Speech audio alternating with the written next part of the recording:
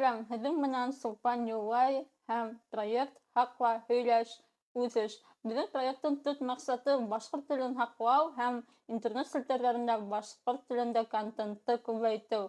Һәм бөгөн беҙҙең киләһе ҡунаҡ, ул да булһа блогер, КВНщик һәм алып барыусы, һәм дә шул уҡ ваҡытта үҙенең шиғырҙарының авторы һәм просто шәп баймаҡ егете Юлдаш Мусин. Сәлам, Юлдаш. Сәлам, браткалар. Сәлам, Сулпан. Сәлам. Әйтеүемсә, белеүемсә, һин блогер һүҙен яратып бөтмәйһең, әйеме? Ни өсөн? Блогер һүҙе минең өсөн әллә нисек. Блогер ул ҡасан һин, прям блогер булған ерҙе төшөрәһең, теге средства заработка тип әйтәм икән. Ә мин күбеһенсә средства заработка түгел минеке, мин күңелем һораған өсөн төшөрәм инде. Ауылға ҡайтһам күбеһенсә төшөрәм. Әлбиттә, уның араһында аҡса ла эшләйем. Әммә мин аҡсаны теге придирчиво, мына кем бер туҡтауһыҙ аҡса эшләп тик тора, вот шуларҙы мин блогер тип уйлайым инде. Шуға күрә миңә был һүҙ бөтөнләй оҡшамай. Һәм подписчиктар тигән һүҙ вообще, мин ул һүҙҙе презираю, миңә тоже оҡшамай. Шуға улар минең бөтә лә браткалар. Браткалар. Аңлашылды. Ярай, блог темаһына тағын ҡайтырбыҙ. Һин ҡыҫҡаса үҙең тураһында һөйләп китһәң. Мин Юлдаш, самый ябай ауыл малайы, Әмин ауылынан, Баймаҡ районы. Әлеге ваҡытта блогерствомен увлекаться итәм, шиғырҙар яҙам, шунан һуң, ведущий мероприятиенда. Ведущий, опять-таки, потому что душа просит. Әлеге көндә нимәкә душа просит, мин шуны ғына эшләйем. Тимәк, һин төрлө яҡтан шулай үҫешәһең. Мына блогерство, алып барыусы, шиғриәт, улар бит төрлө өлкәнән. Төрлө өлкәнән. Һәм дә шул ваҡытта динде лә өйрәнергә тырышам. Улар мына несовместимые вещи уйлап ҡараһаң, әммә белмәм нимәгә, миңә бына шулар барыһы ла ҡыҙыҡ инде. Барыһы ла ҡыҙык. Тимәк, һин шундай замана башҡорты, бөтә нәмә менән төрлө яҡтан үҫешәһең. Шулай дип тә әйтергә була. Мин аны теге үҫешер өсөн дә түгел, миңә бына ҡыҙык, үҙемә ҡыҙык инде, төрлө яҡтардан ҡыҙык. Һин шулай итеп үҙең менән танышаһың һәм үҙеңде шулай тыңҡырап беләһең, бәлки. Әйтәләр бит, теге кайфую тип. Вот мин һәр бер үҙемдең эшләгән процесстан просто кайфую.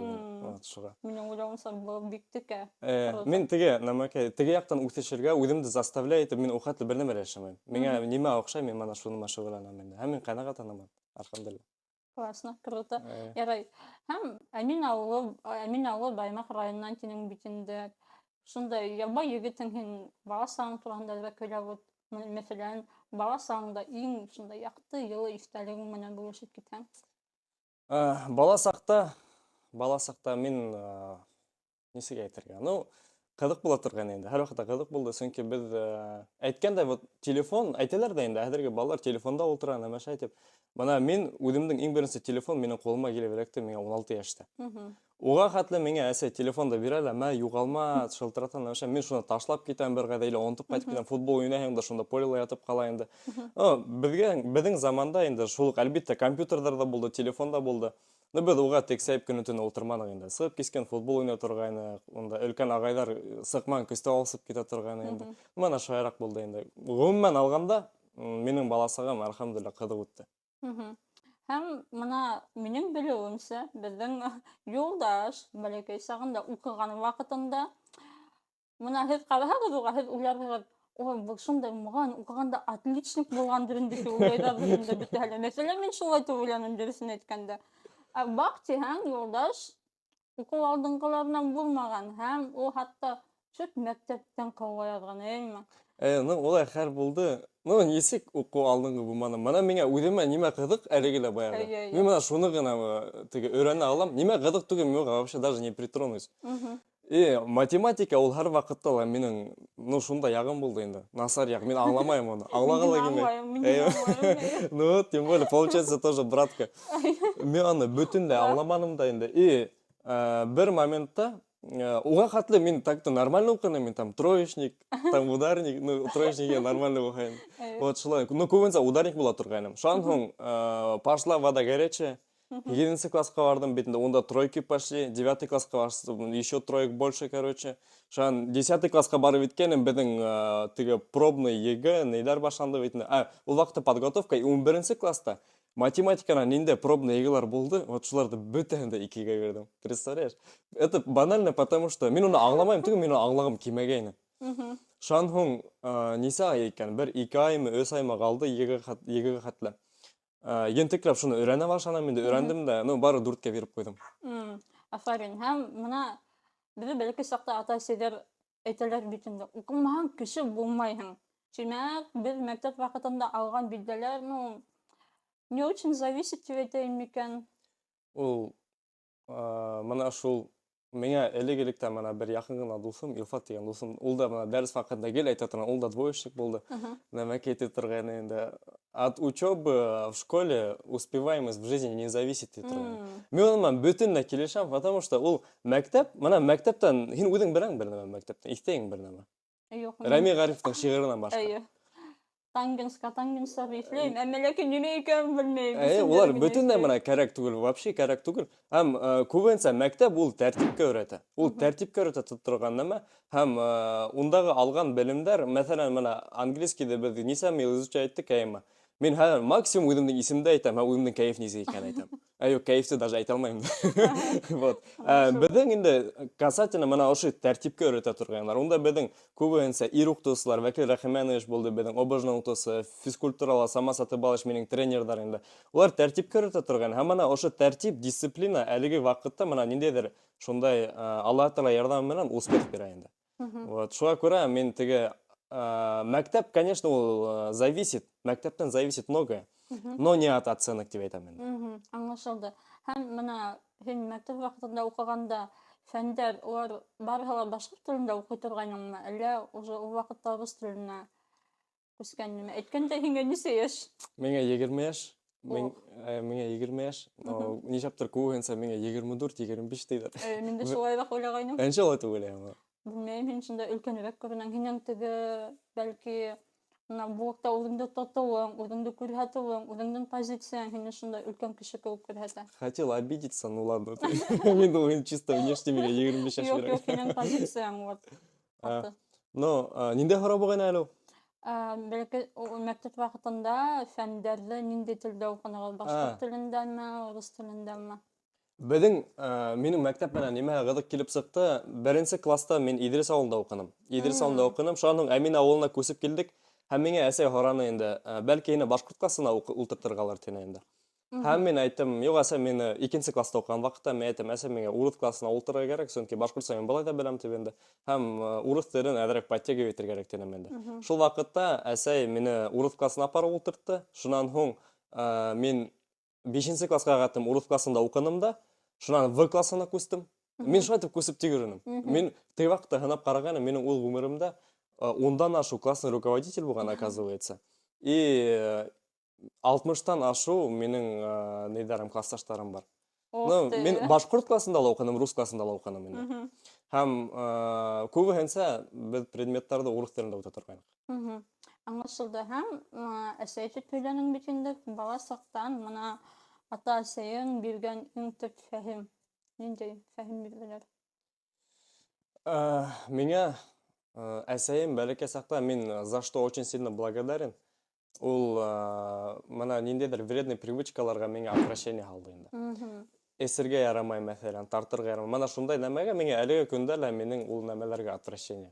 Мин теге, әгәр дә кеше эсә икән, тарта икән, миңә ул кешегә ҡарата минең ниндәйҙер юҡ, придирчивость юҡ, нисә ул айтаһың тигән осуждение ла юҡ. Үҙемә ҡарата, мына мин үҙем шулай тип уйлайым инде, нисектер нитергә, эсеп йөрөргә, тартып йөрөргә, мин үҙемде күҙ алдына улай килтермәйем. Сөнки минең воспитание шулай, миңә шулай воспитание һалдылар инде. Мәслихәт, бик мәслихәт, рәхмәт. Һәм әйҙә блог темаһына күсәйек. Блогерство.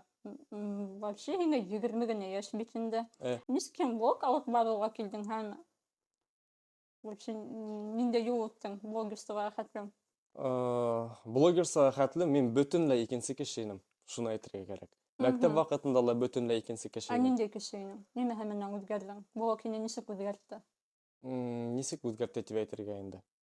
Наверное, мин үҙем үҙгәрмәгәнемдер. Просто мин хәҙер үҙемдең йәшәгән тормошомдо нисектер күрһәтәм. Һәм дә мин блогка һалған ваҡытта, һәр ваҡытта ла оптимистичный яҡты һалам. Негативный яҡты мин бер ваҡытта ла һалмайым. Әгәр дә ул берәүгә ярдәм итергә булмаһа, инде менә шул яктар булмаһа, мин пытаюсь теге пессимистичный якты вообще алмаска, негативный яктарда инде. Вот. Нисек блогка килдем, ул беренче курста мен килдем БГУга укырга индем бит инде. Һәм вот ышанаһыңмы юкмы, Алмаз Карагуловты беләңме? Вот Алмаз Карагулов менән без бер курста укыган. Так получилось, что меня 17 яшь, мен килдем беренче курска. Алмаз ағай, получается, енді ол да бірінші курсқа келді. Несектір шай совпалось. Һәм біз аның менән бір парттарында отырдық, постоянно онда укыманык. Танки уйнайбыз шунда әле, көлешү шунда ултыра торгайнык енді. Һәм дә нәмәкәй карайм, что-то ул минеке амарак кеше, вот оптимистичный битендә көлә, нәмәшә. Ничектер ул үзен төшерә инде. Мен так уйлайм, ничә ул төшерә. Мен уның блогер икәнен дә белмәдем, кстати. Мин бер-ике адына үткәс белеп калдым, ул блогер икән. Ул вакытта уже блогер инде, получается. Мин ул вакытта блогер түгел идем. Түгел, һин түгел, Алмаз. Алмаздың онда 30 мыңдан ашы подписчиги инде. Аңлашылды. Ул вакытта мин блогер түгелем, моны 30 мың. И ну, егеттер оны белә бит, килеп фото төшерәм, әйтәм, улар һине кайдан белә тием. Ул әйтә, ну мен блогер тем, мен күп подписчик, бер мең где-то шайрак тием. Тием мен. В Инстаграмга индем да, листайтта ултырам, ул килеп сыкты 30 мың подписчик инде. Потом уйлап куйдым, нимәгә аны төшерәһең? Ну, үземә кызык булып китте, мен тоже төшерә башладым. Төшерә башладым да, үземнең обыденность дип әйтәм инде. Ну, кешегә охшаш, кешеләр подписываться итә башлады инде. Ну, башлаганда шигырьдән башладым инде.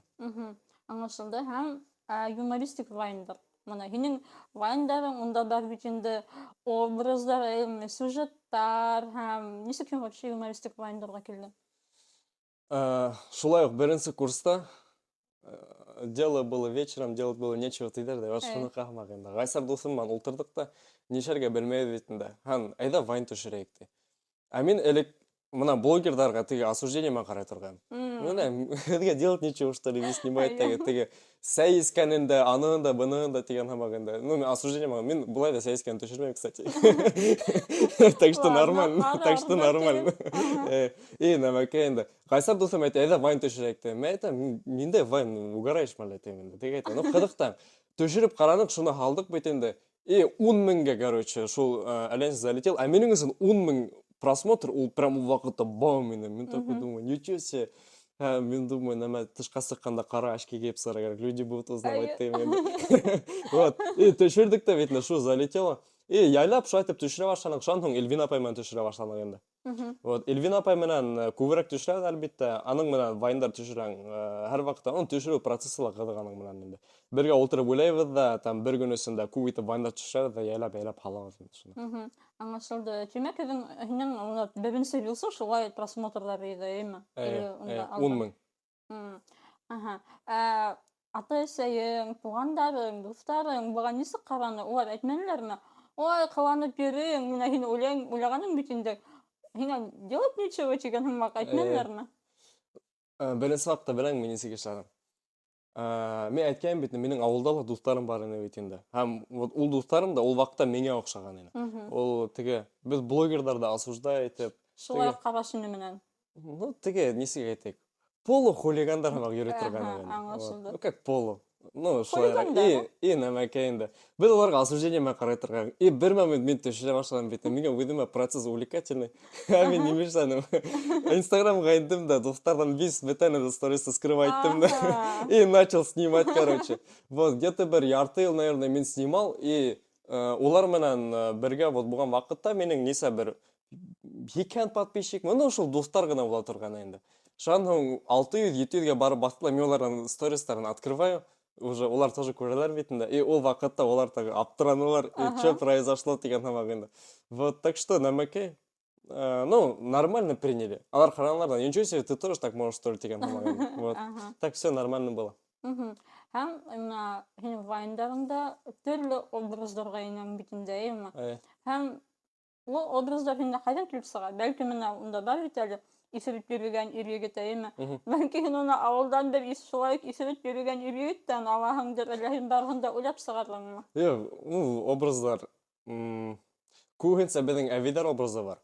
Әвидар образы һәм без Эльвина апай менән просто менә Әвидар ничек һөйләшә, теге аятка киләр, нәмәшәләр итә. Без просто нәмә, ну безгә кызык тыңлап утырам инде. Вот вакытта мен біз просто пародировать башланы касательно Эвиданың ролына енді. Мгм. Икенче рольдер анда немеке болды әле ул Бесәйме анда, эсе биргән кешеме, улар вымышленный персонажи инде. Мгм. Аңлашылды. Шулай ук сюжеттар турында һорау бар ине. Сюжеттерди һеҙ менә Эльвин апай менән төшөргән икән. Шуны менән бергә уйлайыгыҙ әйме? Мгм. Һәм ни өсөн блогты һин рус телендә алып бармайһың? Сөнки рус телендә алып барһаң, һинең аудиторияң да күбәйер ине. Мин буның буенча нисек уйлайм? Миңа үҙемә нисек әйтергә? Ул хәтле не принципиально нинди телдә алып барам. Миңа важно то, что вот мин какую мысль доношу үҙемнең браткаларга. Вот позитивмы, ул нимәкә мин әгәр дә игътибар итһәң, мин саф башҡорт телендә һөйләмәйем үҙемнең блогымда. Миңа нисек комфортно шулай һөйләйем. Миңа күбенсә кешеләр әйтә, саф башҡортса һөйләш, тегеләй ҙә былай инде. Но миңа некомфортно улай. Мин үҙемде не в своей тарелке чувствую. Шуңа күрә мин ошо смешанно һөйләшәм, нимәгә руссага күсмәйем. Әлеге ваҡытта мин уйлайм инде ошо етә тип. Ошо етә тип. Әммә бер мәл, бәлки шул ваҡыт килеп етер, беҙ бит инде һәр ваҡытта үҫергә тейешбеҙ. Үҫергә тейешбеҙ һәм дә минең теге стереотип юҡ, минең блог конкретно башҡортса булырға тейеш. Ул башҡортсала булырға тейеш, ул руссала булырға тейеш. Кәрәк булһа, ул англисала булырға тейеш. Әгәр дә мин үҙемдең халҡымды күтәрә алам икән урыҫ теле менән, урыҫса белеп һәм дә урыҫтарға үҙебеҙҙең культураны, мәҙәниәтте күрһәтә алам икән, почему бы и нет? Мен думаю, это нужно делать, только со временем инде. Әлегә ул ваҡыт килеп етмәгән. Аңлашылды. Һәм цифровой кимәлдә интернет селтәрендә менә башҡортса контентҡа перспективалар бармы? Һин менә үҙең әйттең бит инде, кәрәк икән русса алып барам. Бәлки киләсәктә русса алып барырмын. Ә ул ваҡытта башҡорт телендәге контент әҙәйә бит интернет селтәрендә. Башҡорт теленә перспектива һәр ваҡытта ла бар. Ул башҡорт телен, уны ентекләп өйрәнергә кәрәк. Менә Алла Тәғәлә телдәрҙе буштан-буш уйлап сығармаған бит инде. Беҙ үҙебеҙҙең телебеҙҙе өйрәнергә тейешбеҙ. Нимәгә тигәндә, ул беҙҙең ата-бабаларҙың теле. Һәм дә бында теге мысль да беҙҙең ата-бабаларҙа түгел, ул беҙҙең отличительная черта тип әйтәйем. Ул беҙҙең характер, беҙҙең телебеҙҙә. Хатта беҙҙең Башҡортостанда бит инде бына төрлө яҡтарҙың менталитеты үҙенең теленә тап килеп тора. Мәҫәлән, һин Баймаҡтан да инде, бына беҙ ҡатыраҡ итеп һөйләшәбеҙ бит инде. Беҙ бына яҡ тип һөйләшәбеҙ, тағы ла ниндәйҙер һүҙҙәр әйтәбеҙ бит инде. Ә бына әҙәби тел менән әйткәндә ул юҡ һүҙе бит инде. Башҡортостандың ҡайһы бер ерҙәрендә улар бына шулай йомшаҡ итеп һөйләшә. Ә ни өсөн былай килеп сыҡҡан? Мәҫәлән, алайыҡ ти тигеҙлек булған берәй районда, әгәр дә иғтибар итһәң, бына ул инде беҙҙең Заурале түгел, өҫтәрәктә алһаң, улар бына чем славятся? Ундағы егеттәр, улар барыһы ла ҡулға оҫта. Бына улар балта оҫталары, улар ниндәйҙер умарта тоталар бит инде. Улар теге тәмле итеп тамаҡ бешерәләр. Улар прям с этого кайфуют. Бына минең еҙнәйем бар, Стәрлебаштан. Улар апсалар, бына ҡаҙанға нимәлер бешерәләр бит инде. Иғтибар итһәң, Баймаҡ районында ул хәтле улай күренеш юҡ. Беҙҙә нимәкәй? Беҙҙә ул, белмәйем, берендәй егеттәрҙә, в основном хулигандарҙа сығып берәй разборки устраивать, мотоциклдарҙа йөрөргә, һуғышырға. Анда мына ул менталитет даже шул бәләкәй генә участкаға ла влиять итә. Бына беҙҙә ҡаты һөйләшәләр, уларҙа әҙәпле теге йомшағыраҡ итеп һөйләшәләр бит инде, һәм дә ул бәлки тауҙар шулай итеп влиять итәләр кешегә. Аныһын беҙ белмәйбеҙ. Әммә бына беҙҙе барыбыҙ ла нимә объединяет? Ул тел объединяет. Һәм ул тел белеү, ул һәр ваҡытта перспективала була. Һин ул гәзиттә эшлә, һин ул телевидениела эшлә. Һине һәр ваҡытта ла Башҡортостанда йылы ҡабул итәсәктәр, әгәр дә һин үҙеңдең телеңде һәйбәт белән икән. Һин үҙеңдең теге абруйыңды ғына күтәрәсең, әгәр дә телде һәйбәт белһәң. Шуға күрә блогерҙарға килгәндә, уларҙың тем более перспективалары ҙур. Сөнки башҡортса, һин әйтәң хәҙер, һәр бер кеше блогер нәмәкәй тип, но башҡортса, бына саф башҡортса алып барған блогерҙарҙы мин могу по пальцам әйтергә инде, һанап сығарырға. Улар Ә бар микән улай саф башҡортса алып барған блогерҙар? Ну, Рамильканы алайыҡ. Рамилька ул бына ысын саф башҡортса телендә алып барырға тырыша. Мин бына шуны күргәнем бар инде. Элек ул бына роднойҙар тигән һүҙҙе ҡулланып торған, хәҙер ул яҡындарыма үсеп итне. Бына ул һәр бер нәмәгә иғтибар итеп, ул бына саф башҡортса алып бара. Мин иғтибар иткәнем юҡ, дөрөҫөн әйткәндә. Мен аның артынан қараймын, несе ел екен, бір 2 ел мекен, 3 ел мекен, һәм ул мына шундай башкортса эстетичті гына стористар нәмәләр алып бара. Миңа шул охшай.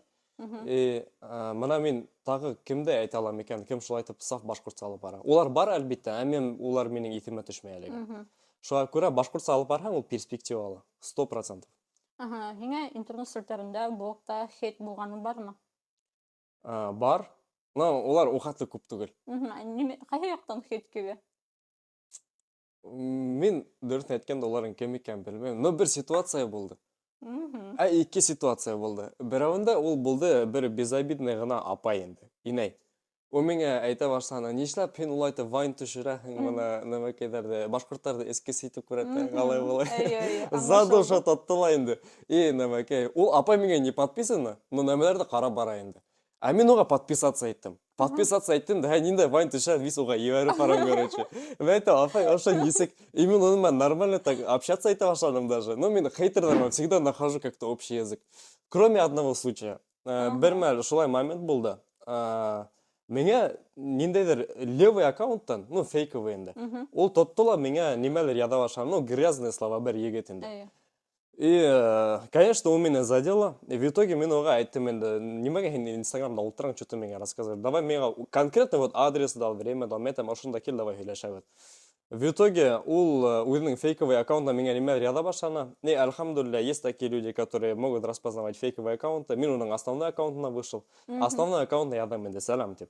Ул как ни в чем не бывало, сәлам общается ветінде. Мен айтам, намеке приедешь ма? Ул айтты, приеду ты на ветінде. Урынна сыктык, мен оны көтіп тұрам, ол келмәне, что было очень обидно. Вот это единственный, наверное, у меня был хейтер, с которым у меня конфликт не был ниткан. Неразрешенный конфликт в этом мекан. Потому что ул не по факту анда предъявляет на беренсинан. Һәм икенсенән ул егет күн тотмана мана киләм тикән я килмәне инде. Шул гына мине намашаны задевает. Миңа кызык в итоге теге инәй менән нисек артабан һиңа подписаться иттеңме? У меня подписаться иттек. Хәзер караймы? Хәзер кара бара. Бик кызык. Мин дә менә шуга игътибар иткәнем. Мин үземнең позициям четкий ичендек. Хәмиргә карата һин менә шунда һинең позицияң. Вайндарыңда һин искән ирзаттар булып образларың бар бит инде. Һиңа шундай теге нисек парадокс дип әйтәйек микән, шул килеп сыкманыңмы? Юк, ул бит инде роль гына. Мин мәсәлән нисек әйтергә? Менә мин эттәрне бесәйләрдән караганда ныграк яратам. Әмма мин бесәй ролен уйнайм бит. Был ниндәйдер роль, ул мин бит онда күрсәтмәйм конкретно башкорт халкы турында. Әлбәттә, эсе ул гомумән ярамай.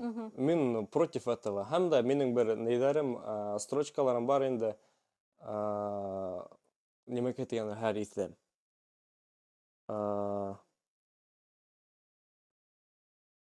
A few moments later. Нимәкә дип әйтәм дигәне бар. Онтон бер кем үземнең шигырьдә онта башлаганым. Я һиңа бүген шигырь сөйләп. Хәмер түгел, эс кымыз башкорт рухы тере калыр, яшәр безнең халкыбыз дигән бер момент бар. Вот был касательно минең халкыма әйтергән инде. Потому что мин үземнең тугандарың всегда уларны ценнее бит инде. Һәм мин моны үземнең тугандарыма моны шул хүзләрдә әйттем. Улай итеп эшләргә кирәкмәй дип.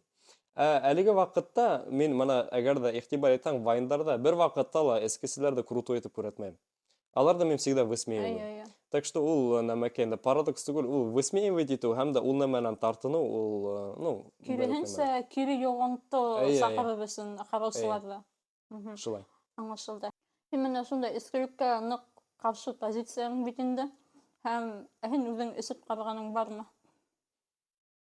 Нисек әйтергә? Каждую субботу. Шаяртып әйтәм әлбәттә. Булды. Әмма ул намеренно түгел инде. Ултырымда эсәм түгел. Случайно произошло. Как это случайно? Вот так случайно произошло. Типа, я не знал, что это алкоголь. Ну ладно, так и запишем. Это случайно. Это реально случайно произошло. Ладно, прям серьезно случайно. Как такого не пробовал. Типа, надо попробовать. Вообще имеешь в виду? Никогда? Бәләкәй сақта, миңа 2-3 яш болғанда мен прям ышанам юкмы, машинаға ескәнмін. Типа, Үйсіз, э, тіге рюмкалардан қалдығын, что ли? я даже қалдық түгіл, прикинь. Короче, бізге қонақтар немелер, мен прям сидел, обижался, а чё олар немеке, вот эселер меңе бермедер. Мен паугару, короче, бергендер, оказывается. Мен вот шуны есіп, короче, бары yoqlar қалған. Мен бәрекей сақта есіп тойдым да. Вот, могу Хәзер есіп. Біз мына яңғына білдік, Юлдаштың прозвищалары бар екен. Башқұртса нисек була прозвище? Қошамат мекен. Кушамат, әйе. Ну, даже прозвищала түгел енді. Короче, меня яңы таныштар деп айтайын, менге даже яңы түгелікке таныштар да, менге исіммен обращаться етмейдер. Менге братка тейдер. Көугенсе. Это хинің бит нәмен? Ну, менің худ, һәм менге көугенсе братка тейдер. Но бірдегіне обидно болды, бірамын қасан. Короче, яйге күні мен тышта кетіп барам бетінде. Тышта кетіп барайыным. Бір екі апа менге ошы прям нық етіп қарап тұралар енді. Олар мен қарайым, мен оларға қарайым бетінде, чё такое тейм енді. Хин теге тейдер бетінде, мен айтам кем? Ну кем? Ол айтам, теге бесей де ехін, короче. Мен айтам, нендей бесей, угарай тұштар. Ну, бесей мен вайн түшірдім. Шо, вайн түшір, екі тапқыр бесей мен вайн түшірдім, мені бесей теліндер да қойды. Прикинь, намәке енді, вот, қайы бір кештер өсін, кімдер менің есімді білмей. Мен либо бесей, либо братка. Мен предпочитаю быть браткой, чем бесей. Но по жизни мен лучше бесей болар. Но об этом позже. Бүгін біздің подкастта башқа керек болған біздің қонақта бесей. Что-то бүтір керек. Болды бесей. Көтіптір менің тағын ғыралдарым бар еді. Аудиторияң мұнан хенің шындай тіге елі ғына бәйләніш етейім екен.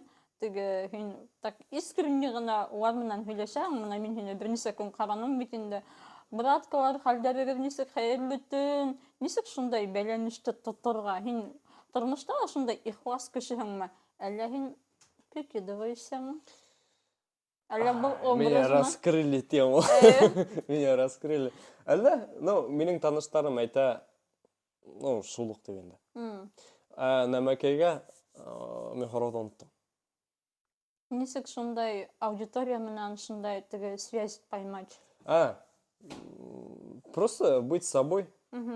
Быть собой, почаще радовать их. Немелер халарға, там немешерге, короче. Просто секрет успеха быть собой. Мен что это ойлаймын.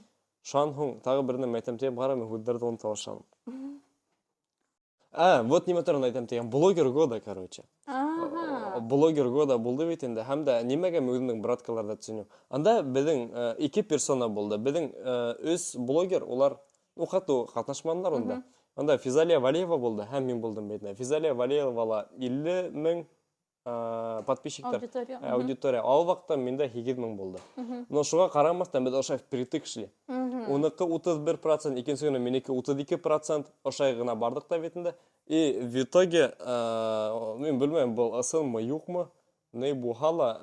Что-то такое слышал, то, что татарский блогердардан реклама закупаться етіп, короче, оныкі 6%-қа өтіп кетті. Вот, а мен не додумался то, что можно купить голосатые. Типа рекламу можно было бы купить, в принципе. Но мен почему-то не горел этим. И кенсидар хала, почему мне темно, короче, мен сторисқа тоже каждый день ссылку оставлял. И менің браткалар, как настоящие спартанцы, иногда күн хайын, короче, за меня там бились. За что мен премного благодарен. И мен думаю, это уже отдельная победа. То, что хен бәлекейген аудиторияма можешь потягаться именно дур аудиторияма. Нисек ойлайсың мына реклама закупаться еткен тегін бітіндік? Честно болды ма ондай ысыл реклама менен? Тем более татарский аудиторияға закупаться етуі. Как такого условия реклама хатып алмаққа деген болманы шекені. Там, правилам нетмей, короче, несеге айтырға. Правиларға қаршы тұрмай. Қағидалар вроде все нормально было. Единственное, что нельзя было подкручивать голосово. Хотя кое-кто меня в этом подозревало. Вот он, наверное, подкручивает голоса. Но мен премного этому рад, то, что это на самом деле не так. И мен выданных браткаларда прям намешаем ценю. Даже вот некоторые люди, раз об этом подумали, для меня это вообще большой успех. То, что в моей аудитории сомневаются, то, что как так по-любому подкручивают текста. А хотя там подкручивать, нереально иногда. Реально, конечно, но иногда вылетишь. Это же все отслеживается. Вот, что аккурат там на маке. Все по чесноку было, условно айтқанда. Мына блогер года ушундай зор номинация бит инде. А онда тиги 5 гана киши элеккен, хотя биздин медиа пространствода блогерлар көбүрөөк бит инде. Э, Онда белки бир ниндей хайлап алуу кагыйда булгандыр. Или ошой интернетти ачкандар да, түрткөндөр да так. Ошо. Зигазинский унун турагында үйлеген, эгерде сен билең анын турагында жокму? Удун Ол жигит киши туурасында эчкеним бар, но ошол конкретный ситуация хал туурасында эчкеним жок. Ну мына бул конкретный хал турагында эле эле баягы биздин сак гана немелер келип чыкты энди. Немеге ул өзүнүн телеграм аккаунтунда разбор полетов иштеди. Как оно блогер года, как так получилось деген хамагында. И онда какие условия были? То, что сен башкұрт тилинде алып барга тийишиң, башкұрт тилинде контент түшүрүгө тийишиң, һәм да тагыла ниндейлер условиялар булырга тийишиң, һәм да яңылышмасам, блогерствонан тыш сен тагыла немелер эшләргә тийишиңме, юкмы билмәйм. Ян Лираны, по-моему, ошо айтып өткәннәр шикелле. Блогерлар арасында бер исполнитель булырга тийиш дигән хамагында. Вот. Унда списокта изначально ким бар ине? Рамилькала бар ине. Рамилька ул үткәндәге елдың блогер года бит инде. Шанхун Зигазинский үзе бар ине. Тагыл әлләгемдер бар ине һәм дә Зигазинский үзендә разбор полетовта нимә әйтеп әйтте. Ну, юлдаш ты красавчик, афарин, молодец, шәп егет ты, вот тырыша. Но әлегә ул не в том положении, чтобы намешәргә Номинацияга үтергә, короче. Мин башта сразу уйлап куйдым, вот он где намәкәй. Мастер спорта по положениям, тип, короче. Потому что, ну, как бы ул миңа әйтте, ну, относительно был структурныйда ты сферала, хин относительно недавно минең өсөн ты. А мин был сферала 3 ел, а ул 5 ел. То есть 2 елга гына калдым бит инде, получается, эми. И намеке, мен недавно тут, но тем не менее, минең аудитория же показала то, что 50 меңле аудиторияга 6%-ка гына калырга, это вполне себе достойно. Поэтому ну, вполне никак не соглашусь. Если бы речь минең турала гына булга, мен әйтер идем, скорее всего, да, там Ильгиз агай Зиганский, ты прав, наверное, тегеле была и все. Но был сракта мен отстаиваю честь үземнең нейдердин браткаларына, поэтому мен никак не могу с ним согласиться. Алар каждый день там сидели, боролись и ну, категорически не согласен. Да, ул үделе честно признался ведь то, что мен ул айтты, мен өзім аңламайм, несек мен блогер года номинацияна барып электим, тип. Потому что несек оны отбирательдер, мен в шоке тине, короче. Потому что меня полгода в Инстаграме не было, но мен ушел ты ведь инде. Вот. Несек ул блогердерді несек распознавайды. Зигазинский уйды айта, мына ушул уйдарды, мен оны цитирую. Он это, неважно, как говорят о блогере, если о нем хоть как-то говорят, считай, он уже блогер, типа, публичная личность, поэтому он вполне себе вправе шунда элегерга, типа.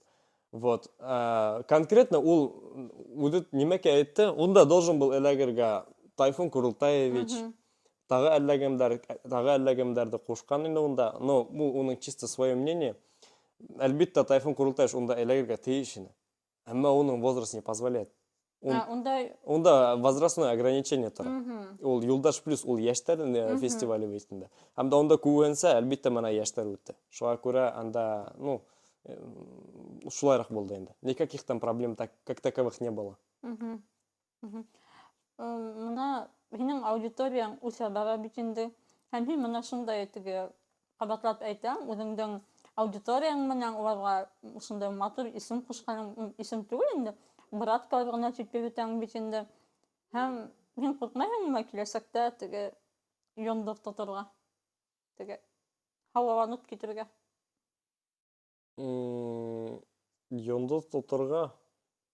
Ну, мен понятияны аңламам, несек инде йондыр тотырга. Несек? Звезду поймать. Несек ул? Ну, эреләнеп китергә. Ну, нимә өсөн?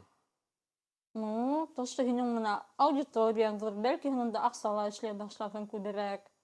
Минең уйлавымча, хәзерге блогерларда бәлки бардыр да шулай. Йондыр тоту. Эреләнеп китергә. Аңланым, аңлайм, но нимә менән понтоваться итергә?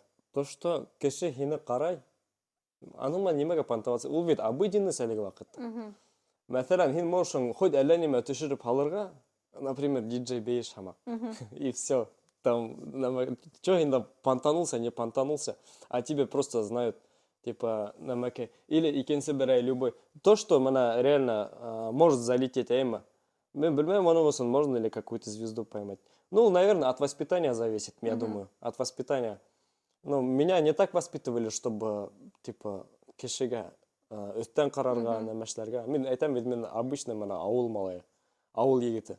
И, ну, как такового нету, я думаю. И не будет, иншалла. А нәмәке тарахында, почему я думаю, то, что звезду не поймаю? Потому что, когда человек, я думаю, когда звезду ловит, когда вот фото тышалар, нәмәшләр, мне кажется, ему это надоедает, пытается нетергә, отшивайтера, нәмәшләргә. Но вот веришь, нет, я помню каждого человека, который подошел ко мне сфоткаться. Бөтәһендә. Прям бытахенда могу сказать. Вот если меня кто-нибудь фотку покажет, вот с тобой сфоткался, я прям по датам могу вспомнить, когда это было и где это было. Потому что, мен айтмаймын, улар әртіп, улар вообще көп, соңғы беді гастрольда үйренік, бетінде онда үйренік, бұнда үйренік. Һәм көбінесе зауралила танылайдар. Мына Баймаққа қайттаңы, Сибайда бетінде, нәмәкейді. Даже вот өтіп кетәһің бетінде, ол даже нәмәкей. Хин айтпақсы, ерләнеу түгел, даже иногда некомфортно становится. Потому что эрген өтіп кетілер, там шепчется, а бұл түгел. И он такой думаю, блин, бұлар меня знают. Но не мешерге екен, короче. Барған, бармасқан мен. Не, барған, бармаққа өтіп, қасырған, атлап өтірген. Вот. А когда, ну, приходят, фоткаются на машинах, мен, ну, никому никогда не отказывал. Вот. Как они хотят, в любой позе, при любой погоде могу с ними сфоткаться на машине, потому что, ну, я просто их люблю. Сен просто өзіңнің аудиторияңды яратаһың һәм бұға теге обыденностьына қарамайһың, а уларҙы теге хөрмәт итеп ҡарайһың. И восклицательно шундай. Туғанса килешәм. Мына һинең блогың арыу ҡына битендә үскән әйме? Ғөмүмән блогер кеше ул үҙенең ниндәйҙер интернет селтәрҙәрендә һүҙ көсөн имеет. Һәм һин шундай яуаплылык үҙеңдең менә браткаларың тейин битендә шуларның алдында шундай яуаплылык тояһыңмы? Әлбиттә тоям. Конечно, күбенсә вакытта мен уйламайынса һөйләйм. Беренсе һөйләйм дә шуны уйлайм бит. Ничә әйттем. Ну, уларга браткаларга оҡшай, конечно. Нимәгә тигәндә, әгәр дә берәй серьезный тема булһа, әлбиттә, мен беренсе уйлайм, шуны гына һөйләйм. Минең күпселек сторисларым булай түгел бит. Мин, мәсәлән, бер условно мана иртәнсәктән алып күкәй һалып ултырган тавык тараһында иртәнсәктән алып кискә катым һөйләй алам. Һәм уларга оҡшай. Миңә күбенсә нимәгә әйтәләр, нимәгә һеҙне ҡарайбыҙ тиҙәр, сөнки һин мына не нагружаешь тиәндә. Без осуждения айтам, конечно. Но нимәгә вот ҡайбер блогерҙар үҙҙәренең семейный разборка нәмәләрен улар выкладывает Инстаграмға. Миңә мана шул нәмәкә оҡшамай. Миңә ул электән оҡшамай инде. Һәм дә вот минең браткалар тоже самое әйтәләр бит, беҙгә вот ул нагрузка тиәндә. Кешенең проблемаһын үҙеңә ҡарап барырға ҡыҙыҡ тиҙәр инде, но тоже нагрузка инде. А минең тауыҡ-то ни в чем не виноват, нимәгә уны көн һайын һалырға, и все нормально, короче. Мәсәлән, күрше өйҙә туй барған сара тураһында. Шуны ҡамаҡтам уларҙы. Аңлашылды. Һәм блогта аҡса эшләп буламы? Блогта, дөрөҫөн әйткәндә, мин блогтан вообще аҡса эшләмәйем ул хәтле. Һин бит башта әйткәйнең, әҙерәк эшләйем тип. Ну, әҙерәк имеется в виду, мына, мәҫәлән, минеке... Заработок кеүек. Минең бер генә контракт бар. Бер генә контракт бар, ул Bellstore менән. Нимәгә Bellstore? Потому что онда выгодные условия. Потому что онда выгодные условия. Это там все самые низкие цены, во-первых, һәм дә во-вторых, онда беҙең, опять-таки, башҡорт беҙең владелец.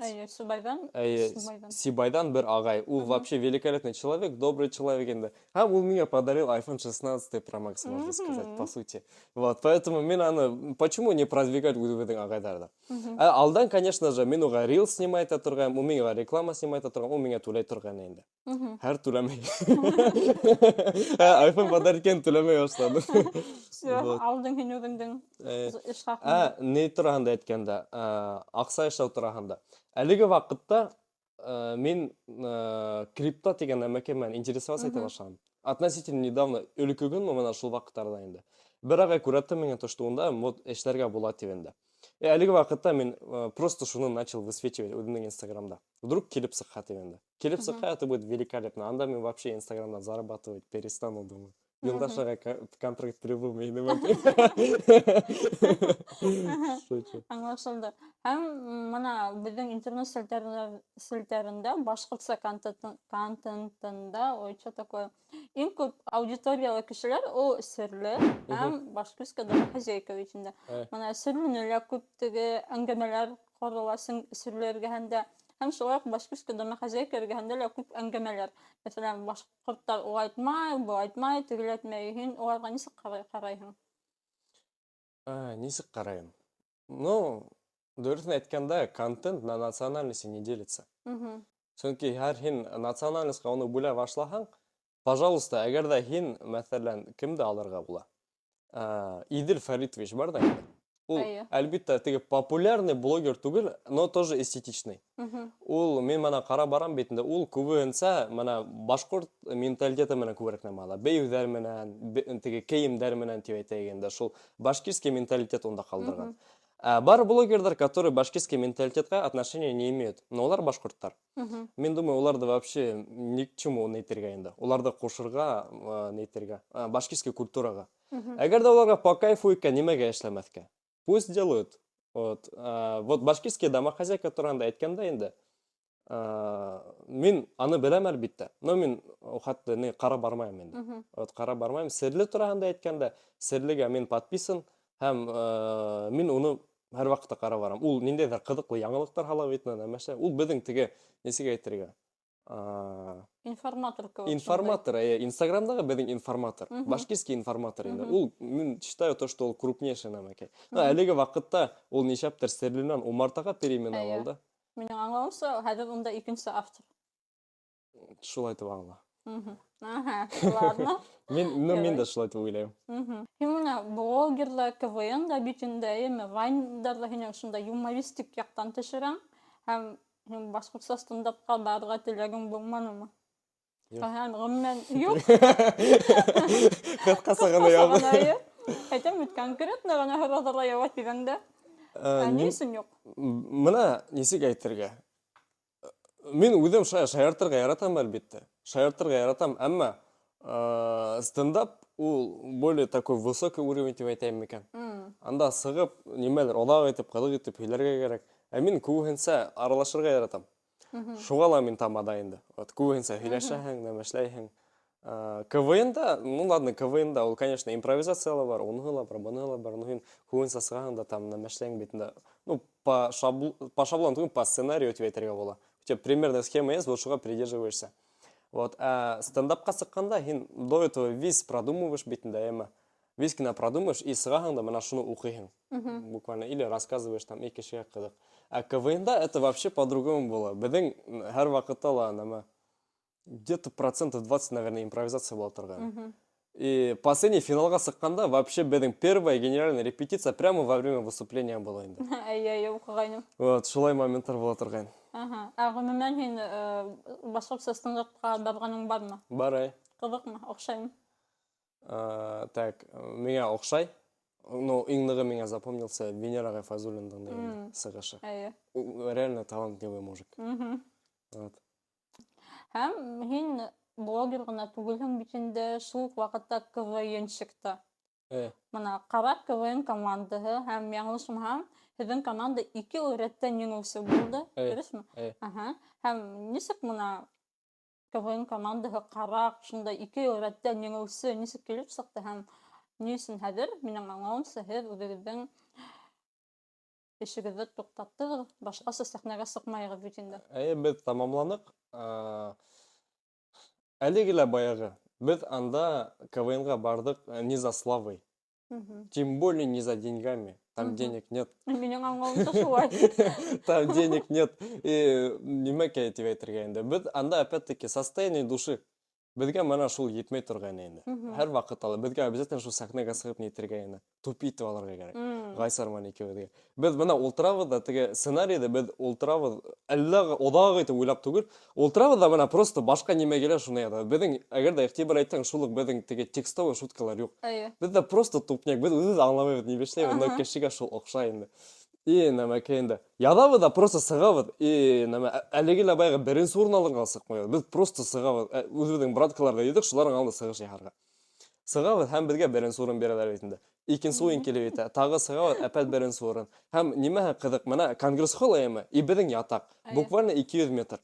Беҙ ошай киләбеҙ ҙә беренсе урын алып, быны маҡтанғандан әйтмәйем. Был, скорее всего, даже үҙемде осуждай тип әйтәмдер инде. Сөнки бына беҙ инәбеҙ, беренсе урын алып, ошо ҡайтып китәбеҙ. Туҡайҙан, Татарстандан бер команда килә, әллә нисә сәғәт бында, шунан һуң или икенсе, или өсөнсө урын алалар да ҡайтып китәләр. Сибайҙан ҡайһы бер командалар килә лә, икенсе, өсөнсө урын алып, әпәт ҡайтып китәләр. И беҙгә дөрөҫөн әйткәндә, теге, ну, некомфортно булып китте ваҡыты менән, теге, ысын. Нисек әйтергә? Ну, прям охота было, чтобы они получили первое место, короче. Вот. И мин уйлағайным, беҙҙең мына финальный уйында Туҡай команда Татарстан беренсе урында алыр тип, ҡыҙғанысҡа ҡаршы тип әйтәм икән. Әле генә баяғы беҙ унда финалды еңдек тә бит инде, һәм дә шуның менән беҙ үҙебеҙҙең карьераны завершили. Ни өсөн? Ну, элек, мәҫәлән, көслө командалар була торғайны. Әфлисун була торғайны. Минең хыялым буғайны Ыстағафирла менән уйнарға. Ыстағафирла менән бер генә уйынға эләктек, ул беҙҙең иң беренсе уйын фестивалға инде. Тегенән бынан командаһы бит инде. Һәм элекке КВНщиктар әйтәм, улар вообще легенда бит инде. Шахмат командаһы, 1 минут командаһы, тағы ла Әфлисун команда. Күп ул командалар. Әммә улар беҙҙең поколениеға эләкмәне. Әлеге ваҡытта мин әйтмәйем, командалар көсһөҙ тип. Просто, нисек әйтергә? Просто беҙҙең уйнарға теләгебеҙ юҡ. Сөнки улар беҙҙең менән бергә тыуҙы, ә минең хыялым буғайны уйнарға теге командалар менән. Беҙ килеү менән улар барыһы ла китте инде. Әфлисун менән әҙерәк уйнаныҡ һәм тегенән бынан Ыстағафирла менән всё. Бүтәндәр булманы. Һәм хәҙерге башҡортса КВН лигаһы тип әйтәйек микән, ни хәлдә? Ул үҫешәме? Һин бына үҙең әйттең, унда аҡса юҡ тинең. Бына йәштәр унда бармай бит инде, әҙерәк теге маҡсат булмаһа. Һин әйтәң, аңлауымса, соперничество шул уҡ булманы, әйме? Һәм аҡса ла юҡ. Ни өсөн унда барырға улай булғас? Әйтәм бит, состояние души. Кешегә просто кәрәк шунда сығырға. Вот. Урал ағай Каримов бит инде. Мин уға премного благодарен. Сөнки ул беҙгә мына ошондай сәхнә бирҙе. Һәм беҙ шул сәхнәлә могли творить все, что угодно тип әйтәйек инде. Һәм беҙ үҙебеҙҙең сығышта ла всегда пытались сделать необычным способом, не шаблонно. Сығып бер тигеҙгә тороп, беҙ всегда что-то по-разному делали. Бер момент был, когда беҙ хотели спуститься даже с потолка, но у нас просто не было нәмәкәй инде. Ресурсов не было инде. Вот.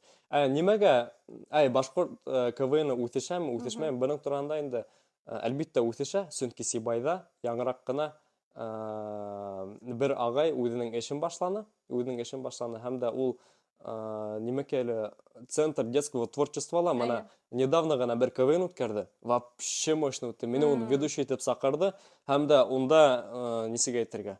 Дөрөҫөн әйткәндә, Өфөнөң КВН-ан ҡарағанда, вот шунда нишәптер миңә ҡыҙығыраҡ булды хатта. Вот. Беҙҙең КВН-ға килгәндә инде, мин дөрөҫөн әйткәндә, мин белмәйем, үҫешәме, үҫешмәйме. Но мин все-таки надеюсь на лучшее. Мен уйлайым инде, Алла бирһә, бары ла яҡшы булыр тип. Аңлашылды. Һәм әйтеп үттем бит инде, һәм башлап түгел торам шикелле. Шиғриәт, һин үҙеңдең шиғырҙарыңдың авторы. Һин бына шағир тип әйтәк буламы һине? Нисек әйтергә? Бәлки булалыр ҙа. Әммә һин мине шағир тип әйтә алыр инең, әгәр ҙә мин шул шиғырҙарымды барыһын да һиңә күрһәтеп барам. Үҙем өсөн, мин в состоянии души, мин шағир. Мин, нисек әйтергә, һәр ваҡытта ла мына нимәлер яҙам инде. Шиғырҙар яҙам, һәм дә минең, ошолай сборник нәмәкәйҙәр бар, шиғырҙар бар. Әммә улар бер ҡайҙа ла баҫтырылманы, бер ҡайҙа ла публикация ителмәй. Улар шул уҡ ята инде. Ни өсөн? Шуны сана шиғырҙарың бармы? Улар барыһы ла минең тумбочкала ошайтып ҡына яталар инде. Ул әйтәм бит, ул үҙем өсөн яҙылған, наверное. Шағирҙар бит улар күбеһенсә үҙҙәренең тойғоларын кешеләргә еткерергә теләйҙәр. Һинең шундай теләгең юҡмы? Бүлешергә халҡың менән, уҡыусыларың менән. Ваҡыты менән була, әлбиттә. Нисектер бүлешке лә килә. Әммә, нисек әйтергә? Ҡайһы ваҡытта үҙеңдең нәмәләреңде лучше держать при себе тип уйлайым. Шуға күрә минең шиғырҙар слишком откровенный. Мин йәшен ваҡытында, мәҫәлән, үҫеп ултырған сәскә тураһында яҙа алмайым. Шуға күрә әлеге ваҡытта мин әле үҙемдең шиғырҙарымды барыһында үҙем өсөн генә яҙам. Бер ҡайҙа публиковать итмәйем, абсолютно. Мгм. Шулай. Ҡыҙыҡ, бик ҡыҙык. Мин просто шиғырҙарына яратып уҡыйым һәм һинең шиғырҙарыңда мин һинең, мәсәлән, һинең менән автор булараҡ Йөрәк һүҙендә таныштым. Мин аптыраным. Һәм шундай йәш кенә егет, үҙенең шиғырҙары бар. Мин вау! Сөнки мин дә унда үҙем шиғыр яҙғайным, әммә уны мин саҡ-саҡ яҙҙым, миндә юлай-юлай тигәндәй. Һәм һинең шиғырҙарың улар шундай ялҡынлы, һәм мин уйланым, моғайын уның шиғырҙары күптер, шуларҙы уҡып ҡарар кәрәк ине тип уйланым. Ә һин әйтәң, һин сығармайһың. Юҡ, мин сығармайым. Әйтәм бит, ул шиғырҙар минең үҙем өсөн генә инде. Ә, Йөрәк һүҙенә килгәндә, Йөрәк һүҙендә 3 тур булды.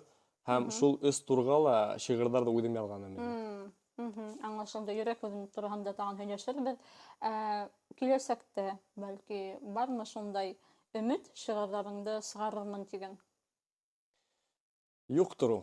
Юҡмы? Юҡ, мин ҡайһы бер нәмәләр, нисек әйтергә, ну, деликатная тема инде.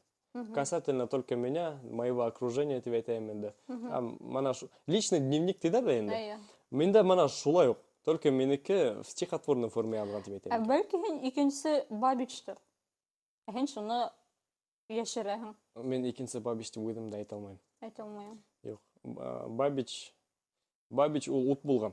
Ул үҙенең шиғырҙарын бер нисек тә тумбочканы һалмаҫ ине. Ну, ғөмүмән, башҡа килгәндә, шиғриәткә нисек килдең? Нисә йәшеңдә яҙа башланың? Һәм ошо өлөшөң тураһында һөйләһәң? Мин шиғриәткә нисек килдем? 6-нчы класс урам тышында ултыра инем. Скамейкала. Йәйге көн ине. Шаның ултырдым да битендә. Что-то мына ауыл тураһында что-то охота забабахать, короче. Ултырдым да битендә шунда нема, ну, шиғыр яҙдым. Шиғыр яҙдым да барып башҡорт теле уҡытыусына апарып бирҙем дә. И ул миңә әйтә, ничего син шиғыр яҙа беләң, что ли? Мен әйтәм, әйе тием битендә. Белмәйем, ну, әйе тип тиҙ, мен әйтәм, белмәйем, походу тием. Что-то шуға шиғырға оҡшаған бер нәмә килеп сыҡты ла инде. И нәмәкәй, дальше яҙа башланым. Әсәй тураһында нимәлер яҙҙым. Шан һуң, шулайтып бардым да, һәм беҙҙең эскелек темаһы ниҙәр күтәрелә башлаған битендә. Вот конкретно шул темаға ғына, минеке провокационный тема тип әйтәм, мана шундай темаға ғына минеке күңел тарта башланы инде. Күңел тарта түгел инде, минең икенсе нәмәләргә илһам уянмай башланы инде. Пока беҙҙең проблема булған ваҡытта, мин икенсе нәмә тураһында яҙа алманым инде. Шул. Һәм мына Бабичта ут булған тинең бит инде. Ғөмүмән, шағир шиғыр яҙыр өсөн үҙе лә теге ялҡын булырға тейеш. Уның күңеле, йөрәге янып торорға тейеш бит инде. Һәм һинең мына ҡайһы бер шиғырҙарың мына хәмергә, мына халыҡтың актуаль мәсьәләләренә бағышланған бит инде. Һин дә шул яҡҡа янаһыңмы, йөрәгең? Әлбиттә яна. Әлбиттә яна. Нисек әйтергә. Әммә лә ул утты ла һүндерҙеләр. Шулай тип әйтә алам. Аңлашылды. Башҡа комментарий юҡ һәм Йөрәк һүҙе проектына килгәндә, мин унда шунда һинең менән таныштым, һәм унан һуң һин үҙең моғайын разбор полетов тип әйткәндә эшләгәнһеңдер. Ни өсөн килеп сыҡманы? Мына һин хатта үҙең шиғырҙар яҙғанһың. Ни өсөн финалға үтмәнең? Һәм тағын барырға теләгең бармы? Тағын бармаҫ инем. Ни өсөн? Күңелем тартмай. Сөнки мин шиғырҙарҙы, нисек әйтергә. Һин әйтмәксе, мына халҡым өсөн һөйләйем инде. Мына мин не могу телефонда алырға ла, мәҫәлән, ошайтып һөйләргә. Сөнки унда берәү ҙә юҡ. Әгәр ҙә минең алдымда халыҡ тора икән, мин уларға һөйләргә могу. Йөрәк һүҙенә килгәндә инде нимәгә ҡатнашмаҫ инем? Сөнки мин шул 3 шиғырҙы, бер шиғыр 5 минут дауамында бара инде. Үҙемде көсләп яҙырға пришлось инде. Беренсе шиғыр, Кәкүк тигән шиғырҙы яҙҙым бит инде. Шан һуң икенсе шиғыр, Хәмер тигән шиғыр. Уны мин Самауырлы Ритайымда һөйләгәйнем, һәм ул Башҡортостан буйлап ошатып китте. Әлеге ваҡытта ла йөрөй. Һәм өсөнсө шиғыр ул дин тураһында ине. Ҡыҙғанысҡа ҡаршы бер генә шиғырҙы һөйләп өлгөрҙөм. Унан һуң инде ул проект менән мин беренсе раундта инде уже сығып киттем инде. Жюриларҙың нейләре буйынса. Вот. Ней өсөн тигәндә, сөнки унда Салауат ағай, ул тоже шағир ине. Ул минең менән бергә сыҡты. Дөресін айтканда, мен Салауат ағайды признаю, оның шиғыры ысынлап та һәйбәт ине. Ысынлап та һәйбәт. Мен әйтмәйм онда нәмәкәй тип. Ай, выговор, ай, подкуплено. Мен олай тип әйтмәйм. Касательно Салауат ағай турағанда, конкретно про него я так не говорю. Почему? Потому что ул шағир кеше, ул самый обычный мужик. Ул тоже язган. И я думаю, скорее всего, он просто меня там сделал. Чисто по-пацански смотреть, я думаю, он сделал. Вот. Хоңғара, конечно, менің Йөрәк хуйды проектына қайһы бер һораулар килеп туды. Һәм минеке генә түгел. Анда ултырган күп агайларның да һораулары килеп туды инде. Қайһы бер даже Наиля апайдың таныштары ла үзләренең ВКонтакте пост салайындар, әне өсөн юлдаш үтмәне дигән һаман инде. Ул нимән һуң килеп сыкты, шул набережкала баягы шигырьдә һөйләгәндән һуң, вот ул шигырьдә һөйләгәндән һуң, ул әлбәттә күп кешеләр ничәптер шул шигырьдә яңлышрак теге аңлаган. Анда ничего такого провокационного нету инде. Провокационного, как призывающему к чему-то плохому. Анда ниме торганда худ барды. Худ барды кешеләр менән тату яшәргә. Ул конкретно бер хугыштарына түгел, гомумән булган, дөньяла булган хугыштар турагында. Менә шулар, улар кәрәкмәй дигәндә аңлата инде. Һәм дә шуларның арасында бушка киткән исемлек менә нәйләр инде. Сәки нәфрәтлек, бер-беренә карата ненависть, менә шул нәмәләр бөтенләй кәрәкмәй кешегә дигән инде. Һәм дә дингә аңгайларга кирәк һәрбер кешегә, чөнки барыбыз да был дөньяла мәңгелеккә түгел, барыбыз да теге дөньяга кайтабыз. Шуңа күрә менә шундай призыв менән дип әйтәм инде, яхшылыкка призыв менән ул булды шигырь. Һәм дә шул шигырь башкорт халкына бик нык охшап калды. Әлеге көндә лә олырак инәйләр, апайдар, агайдар, улар таныйдар шул шигырь буенча инде. Улар ул WhatsApp'тан әлеге көндә лә йөри.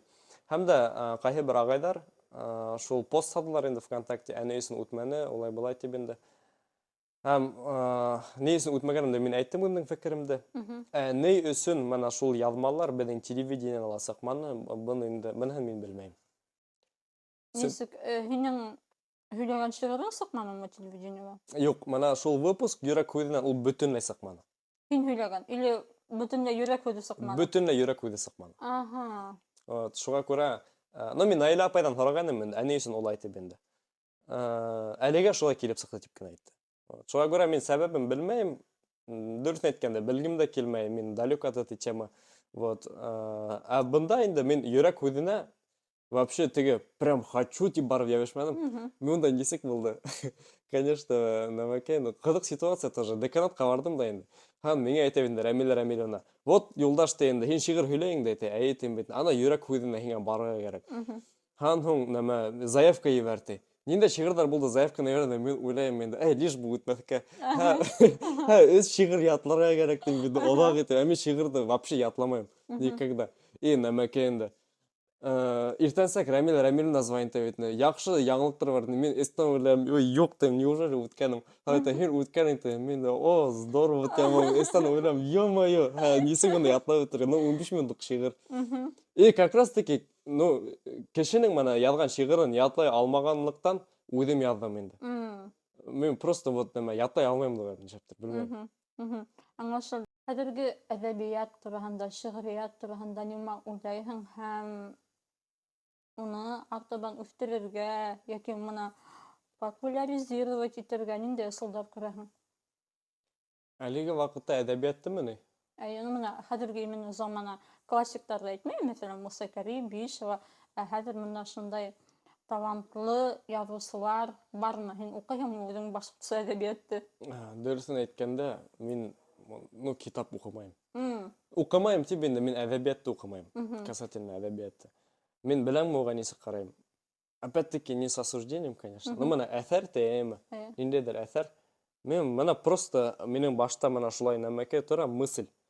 Ошо укып ултырам, ул бит күп вакыт занимает. Мен берәй роман укып, прикинь, һин уйлайың бит инде. Чё, менә нереальная история. Кемдер ултырган да шуны язган, и мин шуны укып ултырам. Нимәгә ул дигән һамак инде. Кино булһа мин карар идем. Вот, шуга мин андай нәмә карамыйм. Шигырь булһа мин йөгертеп кенә то же самое карап үтергә могу.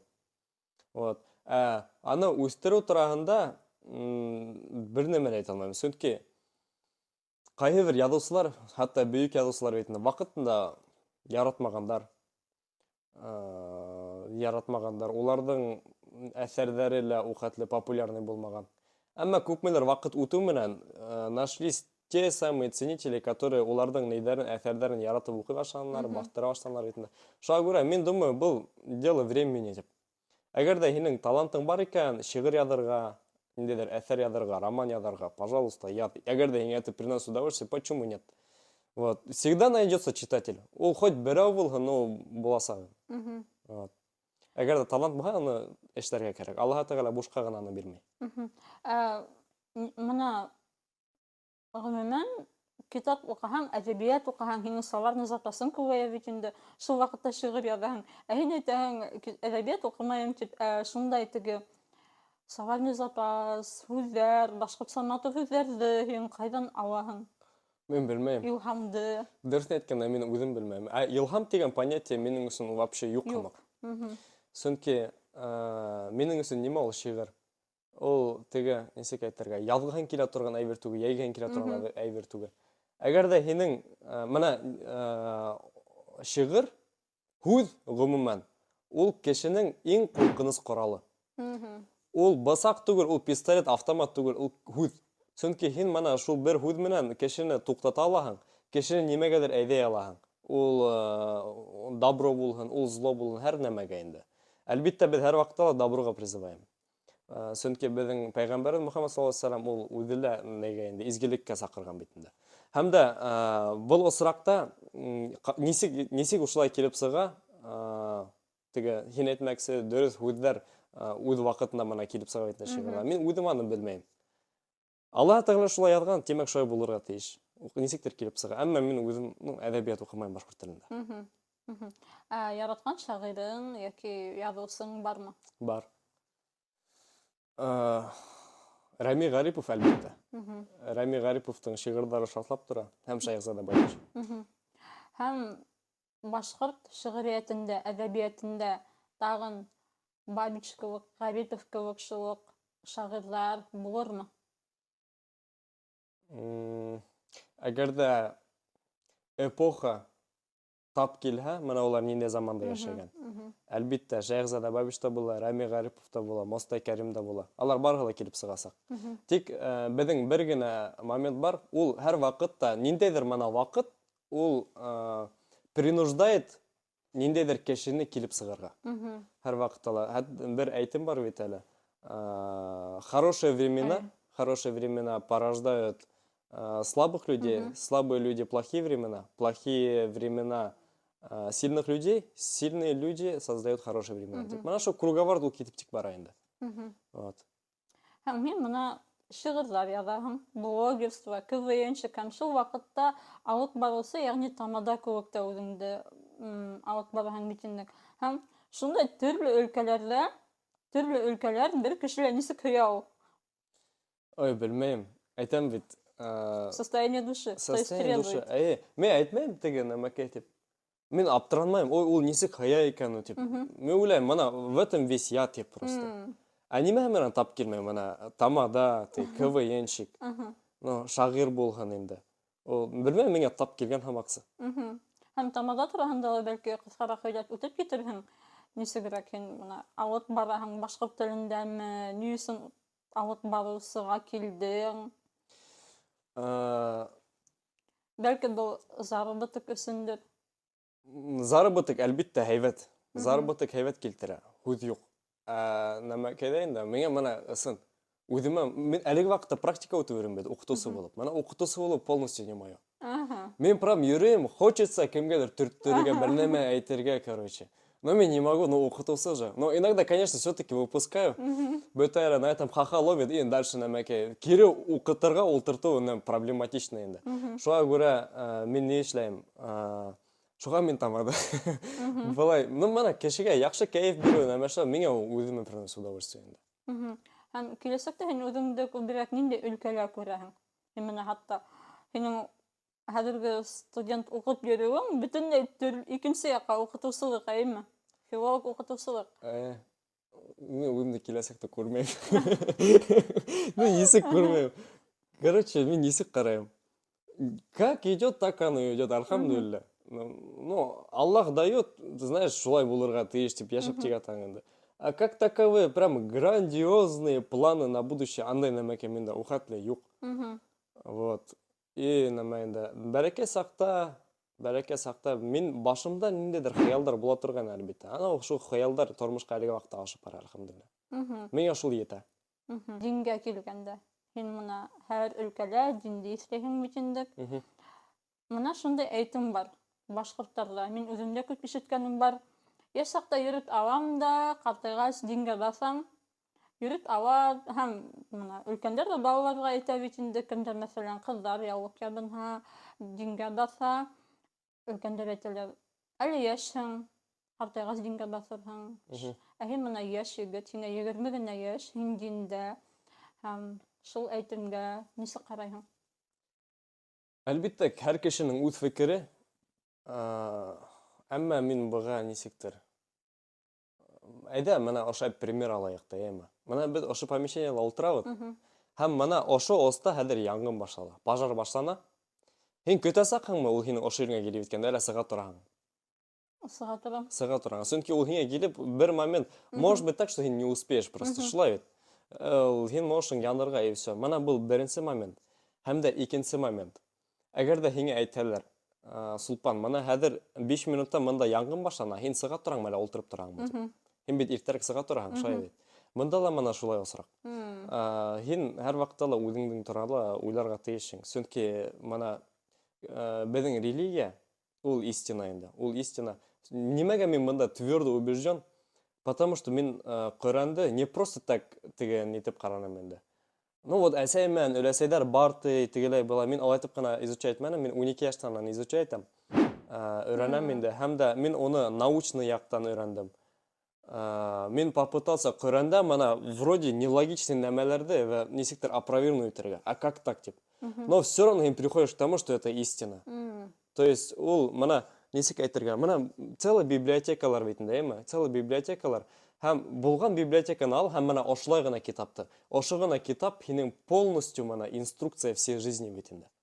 Унда даже нәмәкәй, мәсәлән, мен теория Дарвинага ышанам. Тегеләй булай гына, әйме? Менә мин нимәгә ышанмыйм? Менә теория Дарвинаны нимәгә ышанмыйм? Потому что ул менә полный тупизм. Теория Дарвина ул үзен опровергает итә.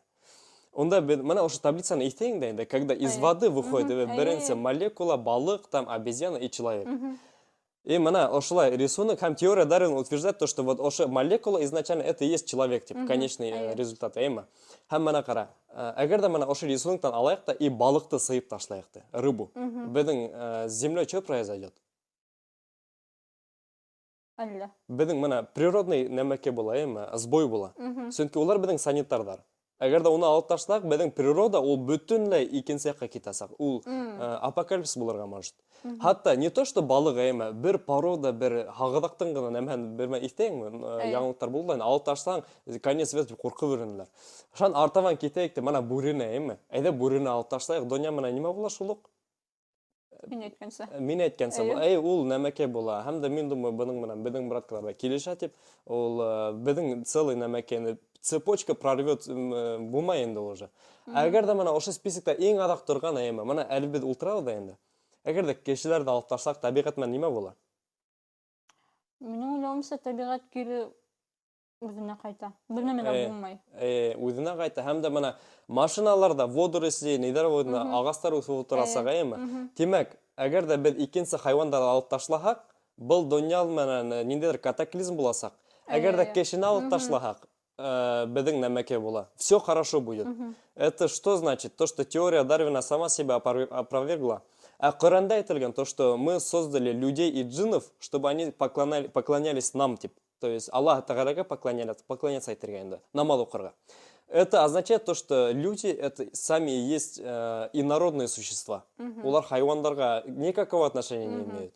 И нәмәкәй инде Аллах Тәгалә затем уже говорит то, что ул хайвандарды эшләгән для того, чтобы мы ими пользовались. То есть это продукция дип әйтергә инде. Как бы это ни звучало, вот шуңа күрә был теория Дарвина нидердән турында мин ага бөтенләй ышанмыйм.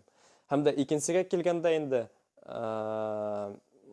математический яктан аны карап үтергә була, математический яктан. Мына, кстати, математиктар күбенсә ошо вакыт Алла Тәгаләгә ышана башлайлар. Мына 100дән берде алһаң ничә була? 99 Калай, шикелле. калай алда уйлан. Мен математикадан бөтенләй насар. 99дан берде алһаң? Ханигез? 92 дәйме. Вот шулай дип өскә төштек, өстән берде алһаң ничә була? 2. 2, 2дән берде алһаң? 1 шикелле. 1 була. 1дән берде алһаң ничә була? 0. Вот 0 дигән цифра существует, мол, ничек уйлыйһың? Блин. Бармы ул 0 һинеңсә? Юктыр. 0 юк, но ол же обозначается как-то, как-то обозначается, мана 0. А хәзер мана ошо 0дан сделай мне одно. Как ты это сделаешь? Нисек Никак. Почему? Или как? Блин. Это все узнают, что я тупенькая дурак. Нет, ты сможешь сделать вот Нисек әйттең 0дан кире 1 эшләргә. 0дан 1 эшлә. Ну, не получится же. Типа 0га, әгәр дә без 1ді кушсак, 1 килеп сыга әлбиттә. Но ул 1ді бит каян алырга кирәк. Следовательно, у нас изначально существовало что-то одно, әйме. Аңлашылды. Хәзер, Димәк, мына минең фикерем һәр вакыт дингә килгәндә һәм мына Дарвинга килгәндә шундай була торгайны. Һәр нәмәнең башы бар. Һәм минең уйлавымча, һин хәзер шуны күрһәттең, мисал итеп. Һәм дин һәм иҗат. Һин мына шундай иҗади кеше бит инде төрле яктардан һинең иҗадың мына тамада, КВНда, ул да үзе бер төрле иҗат бит инде. Һәм һинең шул иҗадыңда гомумән дин нисек карый? Блогерствога, замана мына һинең төрле образларыңа һәм дә һинең иҗадыңда дингә отсылкалар бармы? Минең иҗадымда, мин мына блогерствомен шөгыльләнәм бит инде әйме. Һәм дә мин һәр вакытта ла үземнең браткаларыма исәтергә тырышам, то что Аллаһ Тәгаләгә ышанырга кирәк дип. Мәсәлән, бу мин нисек уны кулланам инде. Кай вакытта вайндарда төшереп алам. Мәсәлән, теге синий глазик нидер була бит. Мына шул многобожие ширккайна, ул ислам диненнән кеше сыгарып җибәрә. Күбенсә кызганычка каршы аны белмәй, шуңа күрә мин аны мой долг как мусульманин об этом предупредить бит инде. Һәм мин аны успешно вот предупреждаю. Икенче эшмәкәрлеккә ведущиймы анда, нидәргә дин нисек карый? Мин әйтмәс идем, дин уга положительно карый дип. Положительно карый, әмма шуга карамастан мин аны эшләйм. Монда опять-таки һорау килеп туа, бит. Юлдаш, ә нимәгә һин намаз укыйң, если һин моны шуны белән шөгыльләнәсең? Ну, по крайней мере, теге дөньяла иң беренче намазды һорайсактар. Мин әйтмәйсакмын, мин шөгыльләнәм, шуга намаз укымадым дип.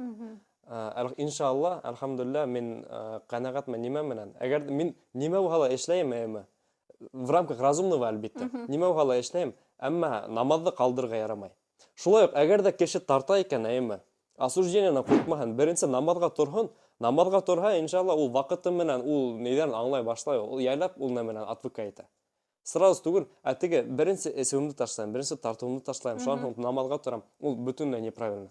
Ул теге, әгәр дә осознал икән, тор намазга, просто 5 тапкыр укы, и все, у тебя все будет хорошо. Ул бәрәкәт дип атала. Шулай дип уйлыйм. Һин менә 12 яшьтән тинеңме, дин менән кызыксына башлаган тинең, әйме?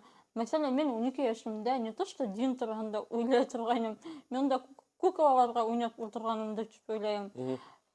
Кайдан килде ул һиңа шундай кызыклык?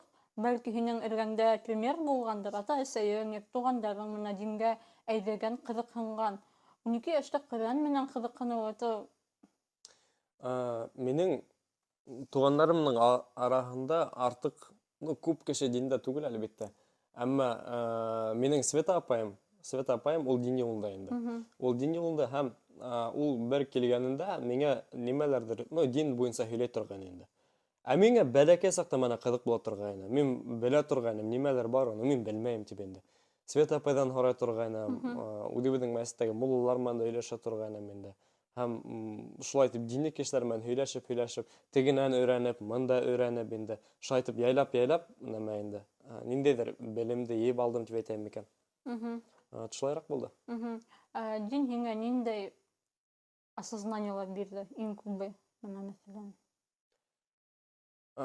Осознание, беләһеңме ниндәй? Без һәр вакытта ла под видеонаблюдением. Без не можем теге ниндейдер насар нәмәләрдә эшләргә, берәү дә күрмәгәндә дип. Күрәләр еще как. И нисек әйтергә? Кыямәт көне торган һин беләң бит, әйбәт, кыямәт көне. Булган мана беренче адамдан башлап иң һуңгы кешегә хәтле, галейһиссалам, мана шул кешеләр барыгы ла мана шуны дим, он Иван Грозный, Петр I, Пушкин, мана бөтәләр тора. Һәм шуларның алдында прикинь, һинең булган нәмәкәендә гамәлләреңне, эшләреңне күрһәтәсәктәр. И әлбиттә һин шул вакытта уйлайсаксың. Әгәр дә мин мана ошайтып эшләһәм, бер первую очередь Аллаһ Тәгалә нимәкә дип әйтәсәк. Беренчедән, икенчедән һинең достойный мана нейдәрең, ата-бабаларың, нимә дип әйтер менә ошол буенча. Мана шул нәмәкәләр буенча инде теге мин беләм бер вакыт, иншалла, ул осрашу. Хочешь ты этого, не хочешь, это все равно будет. Как ни крути, это все равно будет. Һәм мана шундай нейдәр, фикерләр бирә инде башка. Аның менән яшәү кыйынрак түгел, аның менән яшәү рәхәтрәк тагыла. Вот. Ислам динен күп кешеләр кыйын дип күрә. Бер кыйынлыгы юк. Ул яшәргә ярдәм итә генә. Хәзерге яшьләргә, башкорт яшьләренә дин кәрәкме? Әлбиттә кәрәк. Ул хәзерге генә түгел, ул һәр вакытта да кәрәк булган. Нимәгә тигәндә, мин нимәгә ише куанам, әлхәмдүлилләһ, мана әгәр дә мин бер кеше менән хотя бы бер 2 сәгать һөйләшһәм, мана шул кеше, әлхәмдүлилләһ, мана Аллаһ Тәгалә шундай теге внушительный нәмә биргән микән. Неверующий кеше мана сразу Аллаһ Тәгаләгә ышана инде. Һәм мана шулай итеп, кеше, күп кенә кешеләр ислам динен кабул итте инде. Шулай ук минең менән ятакта ярдәмеңдән. Аллаһ Тәгалә ярдәме белән. Минең менән бергә яткан егетләр шулай итеп безнең юлны нитте инде, кабул итте. Әлеге вакытта ла улар намаз укыйлар, мәшәләр инде, әлхәмдүлилләһ. Вот, һәм гомумән алганда ла әлеге көндә башкортлар массами дингә кайта башлады. Мин шуга нык куанам. Яшьләр күбәйенчә шундай. Һәм гомумән тагын дин турында нимә әйтергә теләгең бардыр бәлки? Мана безнең караучыларга. Дин турында нимә дип әйтә алам инде? Безнең бит әлегә урада вакыты бар. Урада вакыты. Это очень хороший момент динде өйрәнеп калырга. Потому что был айда бәрәкәт бар. Гомумән мана динде өйрәнһәгез, ул һәр вакытта ла бәрәкәт бар.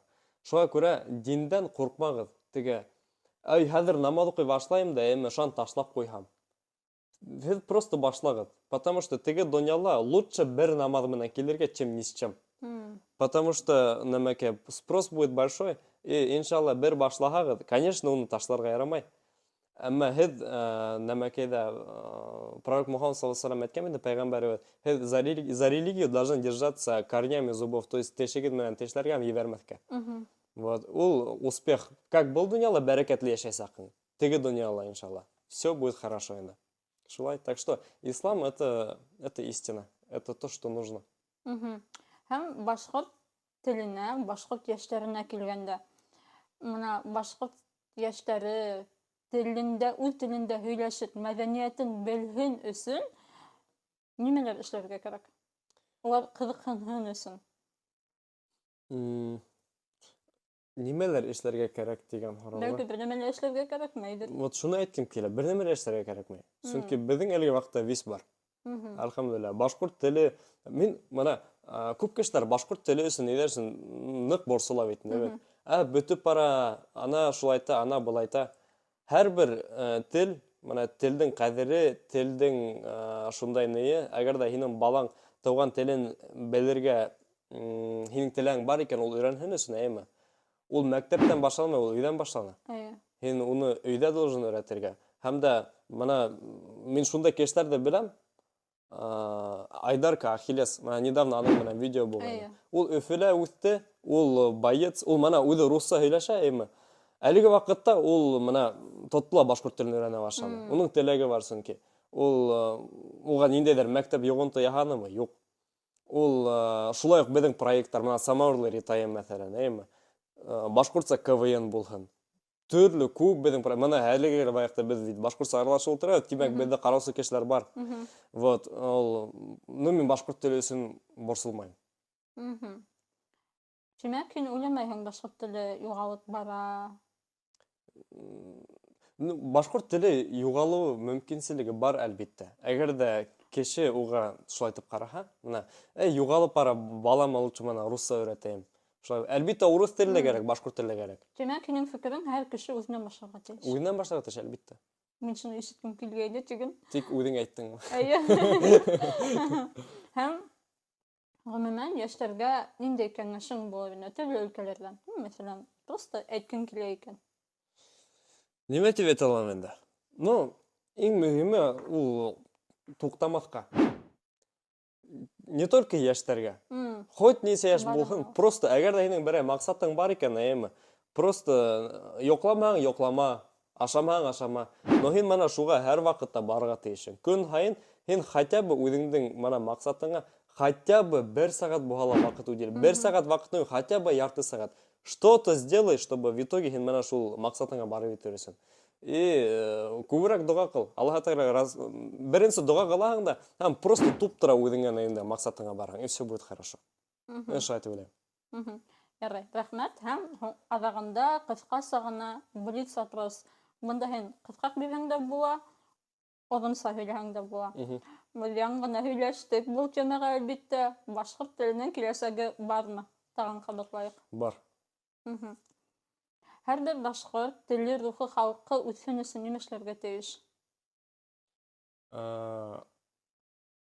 Үҙенең тарихын өйрәнергә тейеш, яҙыусыларҙы өйрәнергә тейеш. Һәм дә күбеһенсә мин уйлайым, тарихты белергә кәрәк. Һәм һуңғы һорау, көс нимәлә? Көс нимәлә? Көс Аллаһ Тәгалә. Әлбиттә. Һин беҙҙең икенсе ҡунаҡ. Кемдең ошо һорауға яуабы шундай. Үткәндә лә шулай әйттеләр. Ярай, алхамдулилла. Тимәк шулай. Юлдаш, дөрөҫөн әйткәндә, бик ҡыҙыҡ булды. Һәм мин һиңә бик ҙур рәхмәтлемен. Мин һиңә яҙғайным, һин шул ҡарала. Әйҙә һуң тинең дә, отучымыңды инек тигәндәй ризалаштың. Ысынлап та ҙур рәхмәт. Миңә менә ошо башҡорттарҙың йәштәре менән һөйләшкең килә ине. Һәм һине шундай икенсе яҡтан белеүе, һинең уй-фекерҙәрең менән бүлешеүе ҡыҙыҡ булды. Ҙур рәхмәт. Һиңә рәхмәт, Сулпан, саҡырғаның өсөн. Бик шатмын. Һәм беҙҙең ҡарасыларҙы Рамазан айы менән ҡотлап үтәйек. Аллаһ Тәғәлә һеҙҙең тотҡан ураларығыҙҙы ҡабул итһен, Алла бирһә. Һәм дә гонаһтарығыҙҙы ғәфү итеп, ожмаҡ ишектәрен асһын. Мин дә һинең әйткән һүҙҙәреңә килешәм. Һеҙҙең доғаларығыҙҙы ҡабул итһен һәм һеҙҙең менән Хоҙай Тәғәлә риза булһын. Шулай итеп, рәхмәт. Әгәр һорауҙар, комментариялар булһа, яҙығыҙ. Ошонда булған ссылкаларҙы ҡалдырам Юлдаштың страницаһына. Вот, тамамлайыҡ. Барығыҙға ла рәхмәт. Пока-пока.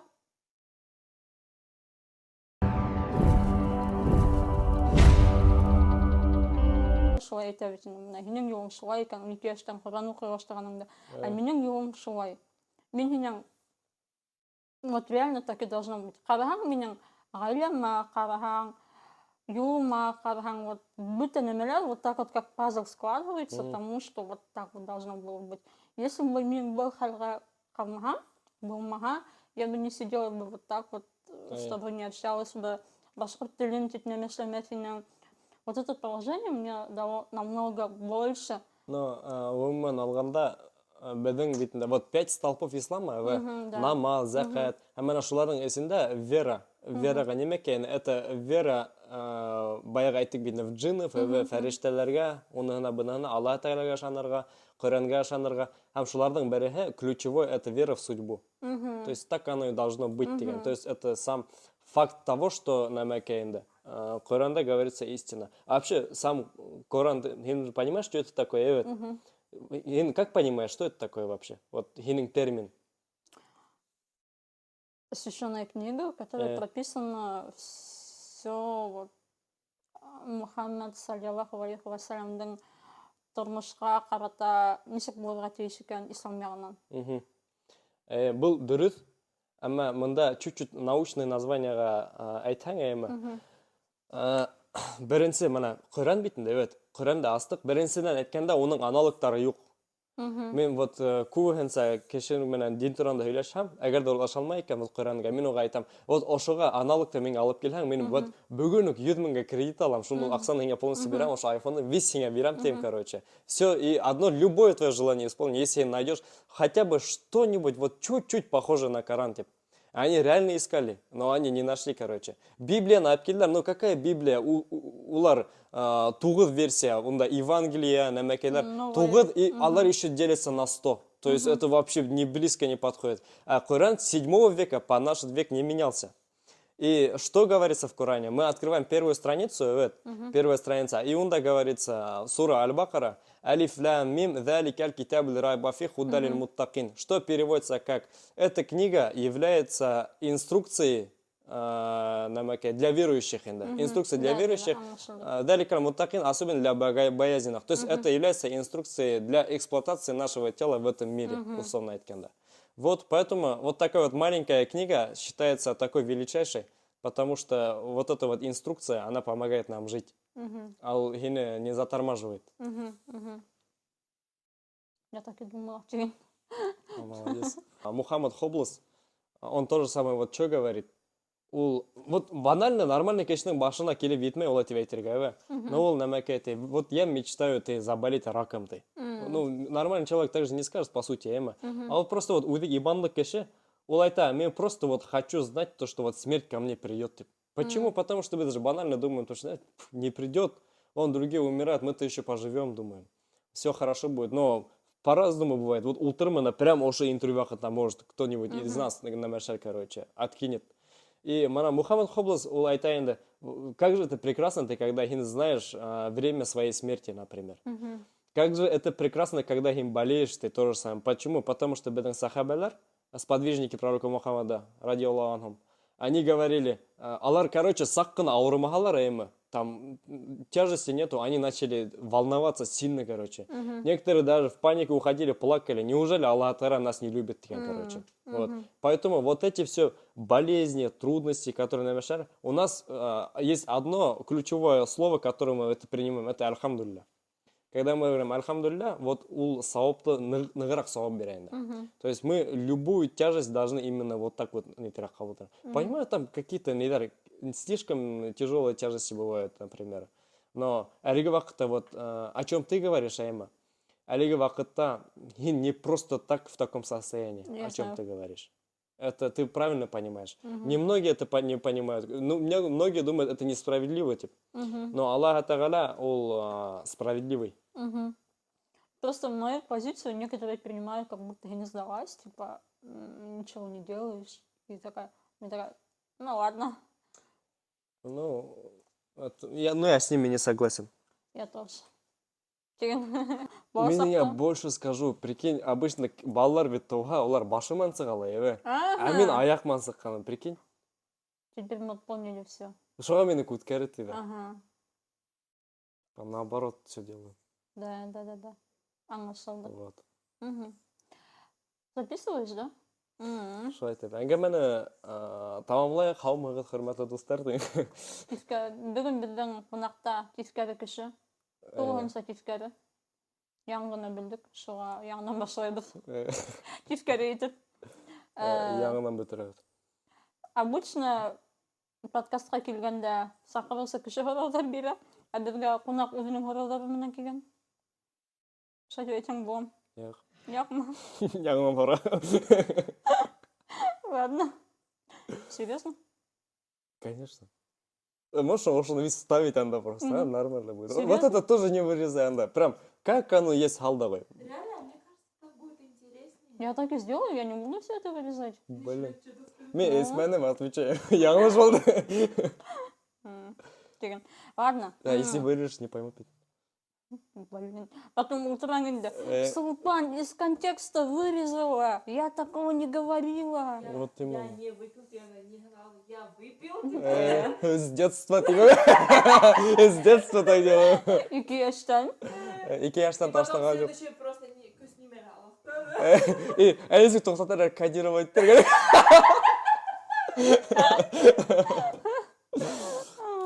Ладно. Юлдаштың хоралдарына келейік, то есть менің хоралдарға келейік. Не Давай. ударил.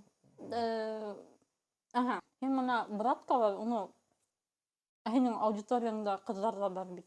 Мен оларға брат Ты кетейін. что такое говоришь? Братка, это вообще понятие растяжимые. Мен изначально онда аниме деп айтайын, сестратка деп айтайын.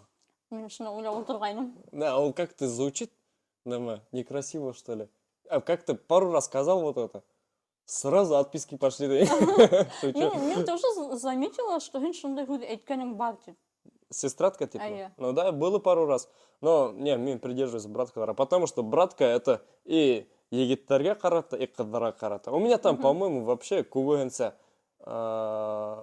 больше преобладает аудитория женская, по-моему, нежели пацаны. Хотя пацанов я замечаю больше там. Наезжает волны, уйди отсюда.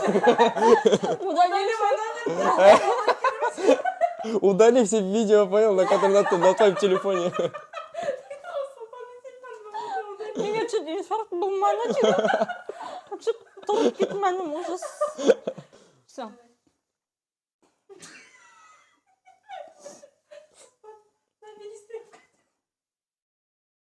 Все. Если мен больше не смогу серьезной быть. А мына мен өзіңді, блин, сколько күлдік, мен уже не могу успокоиться. Все, күлмә. Давай. Латыңа қарау. Мен осым бесеймін. Мен қойыры, не, вы там вообще хороданы югдан. Это единственный вопрос, который я подготовила. С этого и нужно начинать тему. Это самый важный вопрос бүгінгі күнде. Так, мұны ең башқа қояғы. Но, несіге айтерге. Мяу. Мен ода ойланым, мен мана шуны айтыргенмін, айтматкенмін, типа. Так, это эксклюзив. Эксклюзив. Это Так, эксклюзив. 18 плюс бәлки?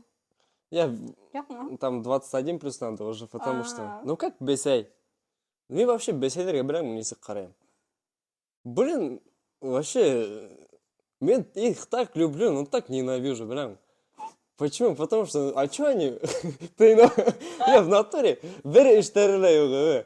Ертеңсек ма тұралар му или жоқлайдар му? Оно еще ашат, эсер, короче. Вообще бесейлер, это тема. Вообще, если бы меня айтылар, енінде хайван болғын келеді, тебе ема, мен вообще 100% бесей болар ем.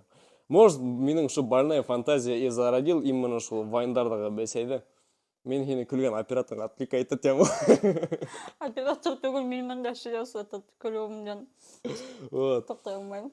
А намаке так-то, ну, блин, бесей дегенде, бесей тұрғанда мен могу целыми часами сидеть, разговаривать. Демек, менің екі тема бар. Ай, Сағат тұрғанда сөйлеуің, бесей тұрғанда, һәм дин тұрғанда. Мы все-таки не выяснили, кім бесей ма. мяу. Я это Қызғанысқа қарсы мен кеше.